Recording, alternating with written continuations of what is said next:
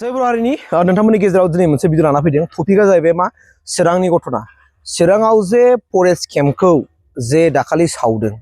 आरो बे सावनायनि बेलायावहाय मा एक्सन आरो रिएक्सन जालांखो बे माखासे बाथ्रा आरो बेखौ जोङो मा इनिशिएटिभ लायोब्ला जोङो बिसोरखौ बे जायगानिफ्राय गुबुन दाबसे जायगायाव एबा गावसिनि मेन जायगायावहाय गावसिनि मेन लकेशनाव दोनहैनो हागोन स' बेनि माखासे बाथ्राफोरखौ आं शेयार खालामगोन आरो बे भिडिअखौ जुदि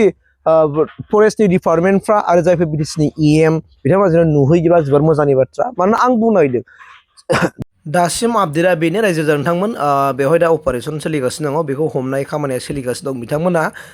माखासे भिडिअ फुटेजफोरखौ नायै मानसिफोरखौ नायबिजिरगासिनो दङ आरो हमगासिनो दङ आं मोनथिनायाव नैबे जायफोर नैबे सिलाइखौ लादों दा बे सिलाइ हमग्राया आं जेरै थाम्बनेलाव होदों बियो अलरेडि माने हमजाबाय बेखौ जों दा मिथिनो मोनबाय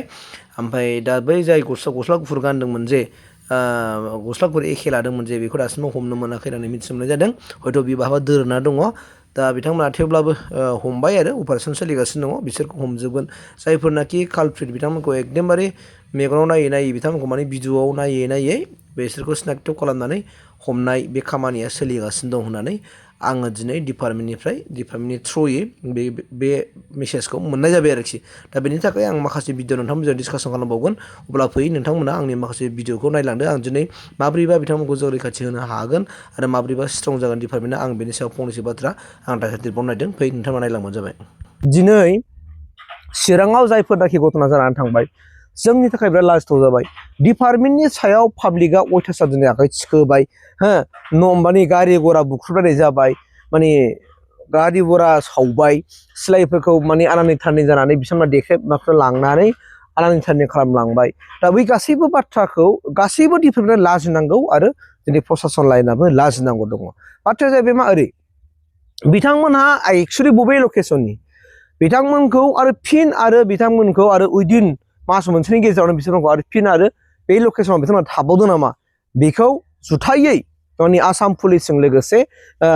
फरेस्ट डिपार्टमेन्ट बिथांमोना आरो बिथांमोनखौ दंबावो नामा बिथांमोनखौ बेनिफ्राय आरो होस्रांनायनि खामानिखौ लाया नङा लानांगोन खारन बिथांमोना बिनि जुदि बासिन्था नङाब्ला बे लकेसन नङाब्ला बेखौ मानो होखानो हाया आरो बिथांमोनखौ जेब्लानाखि जों इनभेस्टिगेसन खालामनो थांगोन अब्लानो जोङो जे बिथांमोनखौ नायनांगोन जे बिथांमोननियाव आधार कार्ड दंना गैया पेन कार्ड दंना गैया बिथांमोननि आधार कार्ड पेन कार्ड आरो भटार कार्ड बे आधार कार्ड पेन कार्ड आरो भटार कार्ड बे लकेसना बबेयाव बिथांमोना चिरांनि ना बाक्सानि ना वेस्ट बेंगलनि ना क'क्राझारनि ना अन्यथा गुबुन जायगानि जों बिसोरखौ नायनांगोन आरो जायखिजाया नायनानै बिथांमोनखौ बुंनांगोन जे क'क्राझार बबे फरेस्ट डिपार्टमेन्टनि आन्दाराव गोलैयो बा बबे रिफु आन्दाराव गोलैयो आरो बेवहाय बिथांमोननि हाया बेसेबां दङ बे हाखौ हयथ' बिसोरनिखौ बै मेन जायगानिखौ बिथांमोना जुदि थांफिनाबा बिनि हाखौ दाननांगौ आरो फरेस्टआ कब्जायाव लानांगौ बिदि मानोना जों मिथिगौ आरो गोबां मानसिफ्रानो मिथिगौ जे बिथांमोनहा जेरै गुबुन हादान जोंनि हाग्रा ओनसोलावहाय बिथांमोना थानो मोना आरो बेखौ बिथांमोना जों बर'फोरजों कम्पेयार खालामदों बर'फोरजों रुजुदों जे बुंदों जे बर'फ्रा जुदि थानो मोनोब्ला बिथांमोना मानो थानो मोना न' डाउट थानो मोनबायानो खिन्थु बिथांमोना जे गुबुन दाबसे जायगायाव हा हु दंखायो हा हु थाखाबाय आरो बैफोर हा हु थानायनि थाखायनो आं बेखौनो खावलायनो नागिरदों बिथांमोनखौ जेब्लानाखि जों हमगोन जायगायाव थांनानै इनभेस्टिगेसन खालामहैगोन बिथांमोननि voter card PAN card Aadhaar card check खालामनांगौ आरो बिथांमोनखौ बिनांगौ जे नोंसोर थाबैनो भटार कार्ड पेन लानानै फै अरिजिनाल लाना फै अरिजिनाल कपिखौ अरिजिनाल कपि डुप्लिकेट नङा खुनु स्केनिंआ बाहाय सोलिनाय नङा अरिजिनाल नांगोन आरो बिसिनि मेन लकेसना बबेयाव बेखौ नायबिजिरथारनांगोन आरो नायबिजिरनानै बिथांमोनहा दिनै दा चिरांनि बा बबे जायगायाव देवसि एरियायाव दङ नङा होमबा बिथांमोननिफ्राय जुदि बिथाङा क'क्राझार बबे जायगायाव दं बाहाय बेसेबां बिना हा दं बिनि जबानबन्दिखौ नायनांगोन डिपार्टमेन्टखौ नायनांगोन बेफोरबायदि इनिशिएटिभ लायाब्ला जों बेखौ रैखाथि होनो हानाय नङा रायजो नोंथांमोन आरो डिपार्टमेन्टखौ बेनिखायनो आं खावलायगोन आरो बिटिसि गभर्नमेन्टखौबो आं खावलायगोन मानो होनना बुङोबा दिनै बे लाजिथाव थांनाय समावबोथ' बे चिरां ओनसोलावनो गोबां माखासे बर' सुबुंफोरखौ इभिकसन खालामदोंमोन होस्रांनाय खामानिखौ मावदोंमोन आवगायनि सरकारा नाथाय बेफोरबायदि थासारि जायाखैमोन फरेस्टखौ गाग्लोबलायनाय फरेस्टनि न'खौ सावफैलायनाय बेफोरबायदि खुनु थासारि जायाखै आरो बिनिफ्राय जों दा स्पिड खालामनो हादों निस्सय बिथांमोनजों माने माखासे थुनानै होग्रा बिथांमोननि माखासे लिडारफोर दङ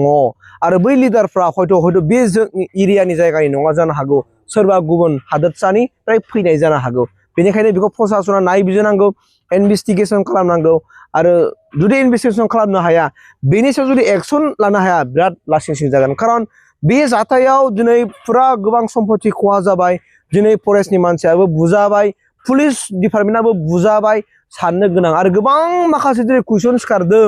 मा डिपार्टमेन्टआ पाब्लिकफोरजों बेफोरबायदि गाग्लोब जाबाय थायोब्ला अब्ला डिपार्टमेन्टआ गावनि जेनोखि मोनथायजों जे आयेनजों जे मावनांगौ बेखौ मावनो हानाय नङा नामा बिराद कुइसन सिखारदों ओंखायनो जोङो जुदि डिपार्टमेन्टफ्रा जुदि स्ट्रं जायाब्ला आरो प्रसासन लाइननिफ्राय जुदि स्ट्रं जायाबा स्टाफफ्रा जुदि बुरजा थायाब्ला आरो बेबायदिनो सुजुगखौ मोनगोन आरो जुदि बिथांमोना बे सिलाइखौ जे बिथांमोना लादों सिलाइखौ बिथांमोना मानि थाखाय लादों कुइसना बे रायजो राजाफोरनाव सिखारदों आं बेखौ कुइसन खालामाखै बिथांमोना जे सिलाइखौ लादों बे सिलाइखौ फरेस्ट डिपार्टमेन्टआ मा खालि गोजौ फायरिं होनो थाखाय लादों ना माबा मोनसे खालामनो हादों बिथांमोनाव माखासे आयेनफोर दंना गैया जे अख्राथार जायोब्ला मानसिनि जिउखौथ' हयथा खालामनो हाया जे बिथांमोननि माखासे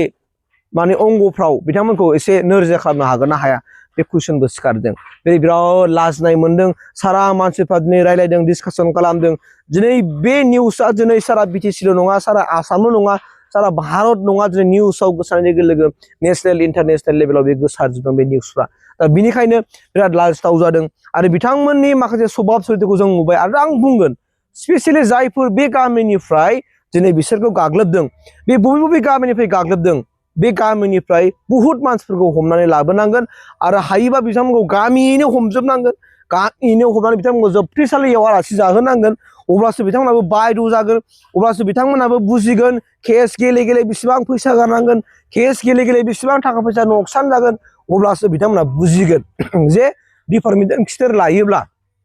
मा दिनै बिथांमोनहा मा होनना बुङो जुदि डिपार्टमेन्टजों जुदि खिथेर लायोब्ला बिथांमोना मा भुगिनांगौ जानानै फैयो बेखौ अब्लासो मिथिगोन आरो जुदि बिथांमोननि ओनसोलनिफ्राय जुदि मानसिखौ हमनानै जुदि जोबथेसालियाव सोआबा हिनजावब्लाबो हौवाब्लाबो आरो आयेननि राहाजों बिथांमोनखौ जुदि माखासे कर्टफ्राव केस गेलेलायाब्ला जे बिथांमोना आरो गिनाय नङा उननि समावबो आरो फिन आरो बिथांमोना जोंखौथ' जेबो खालामनो हाखायाखिसै जों न' बां सावदोंब्लाबो गारि घरा सावदोंब्लाबो जोंखौ खुनु डिपार्टमेन्टआ जेबो खालामनो हायाखिसै होननानै बिसोर आरो गोरा जाबावगोन गोरा जानानै बिसोरो आरो फिन मालाबा माहाबा फिसा मोनसे घटना जायोबानो आरो बे घटनाखौ लानानै बिसोरो नोंसिनि एगेन्स्टआव जुजिबावगोन डिपार्टमेन्टनि एगेन्स्टआव जुजिबावगोन बिनिखायनो आंनोथ' लुगैनाया बेल'नो जोंनि हाग्रा जिल्लायावबो सेफटि जानांगौ बर'आनो जा हारसायानो जा जाय मानसिफ्रा जाय थानो मोनो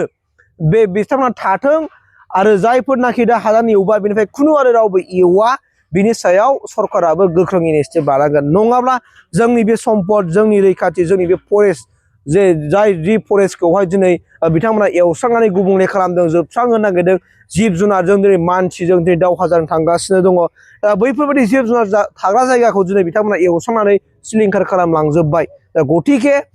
आयेननि गेजेरजों बिथांमोनखौ जुदि स्ट्रं डिसिसन लानो हायाबा फरेस्ट डिपार्टमेन्टआ लाजिनांसिगोन आरो फरेस्ट डिपार्टमेन्टल' नङा बेजों लोगोसे आसाम गभर्नमेन्टजों लोगोसे आसाम गभर्नमेन्टनि गासैबो डिपार्टमेन्ट पुलिस प्रसासन बिथांमोनाबो एसे साननो गोनां जानानै फैगोन मानोना अब्ला बिथांमोननि खाथियाव रावबो थांनो हानाय नङा आरो बे जुदि जाथायखौ जुदि दबथायनो हायाब्ला गुबुन सोरबायाबो सोलोंगोन डिपार्टमेन्टनि सायाव गाग्लोबनाय डिपार्टमेन्टनि सायाव माबा मोनसे खालामनाय बे थासारिया माने सोलिलांबाय थागोन गासिबो कपि खालामगोन गुबुनाबो बेखौ फल' खालामनानै बे खामानिखौ मावगोन हनै उमुक जाथिया बेबायदि खालामदोंमोन नाथाय बिसोरखौ जेबो खालामनो हायाखिसैब्ला जों मालाय मानो खालामा थौ जोंबो खालामगोन होननाय बेबायदि उत्साया फैया नङा फैगोन बेनिखायनो डिपार्टमेन्टनि सायाव स्ट्रं एक्सन लानांगौ लोगोसेयैनो बिथांमोन जाय जाथायखौ जाय बिथांमोना खालामबाय बेथ' सासेबो गनो मोना हमजोबनांगौ आरो गामियाव जाय बिथांमोना दिनै बै जायगायाव थादों हमै लाबोनानै बिथांमोनखौ जोबथेसालियाव सोबनानै बिथांमोनखौ आयेननि राहाजों जेलाव सोनानै जे बिसोरखौ केस लेभेलजों थांनांगौ अब्लासो बिथांमोना बुजिगोन जे माने थानो मोनै जायगायाव थानानै दिनै केस होजानानै बेसेबां थाखा फैसा थांनानै बेसेबां लस जायो नकसान जायो बेखौ बिथांमोनाबो बुजिनो हागोन आरो आं फिन खावलायबावबाय जाय जायगायाव जाय सुबुंफ्रा थाहैदों हा दखल खालामहैदों बिथांमोनखौ आधार कार्ड पेन कार्ड भटार कार्ड नायनानै बै जायगायाव बिथांमोननि हाखौ नायनांगौ जबानबन्दियाव बबे रेन्जनि आन्दाराव गोग्लैयो ना सार्कोलनि आन्दाराव गोग्लैयो आरो बिनि नामाव बेसेबां हा दं बेखौ नायनांगौ आरो बेखौ नायनानै बिथांमोनखौ हयथ' बै हाखौ बिथांमोना जुदि बावथारनायदोंबा बै हाखौ दखल लानांगौ सरकारा आंनिफ्राय रिकुवेस्टआ बेसो आरो अन्यथा बेबायदि जों राहा लायाब्ला सरकारा आरो जेबो खामानि मावनो हानाय नंला आरो गुबुन सोरबायाबो मालाबा फिन बिदिनो सोलोंबावगोन। ओंखायनो सरकारा गोख्रों मोनसे इनिसियेटिभ लानांगौ बेखौ आंनिफ्राय हाम्बल गुरैयै खावलायनाय थाहैबाय। गोजोन्थों।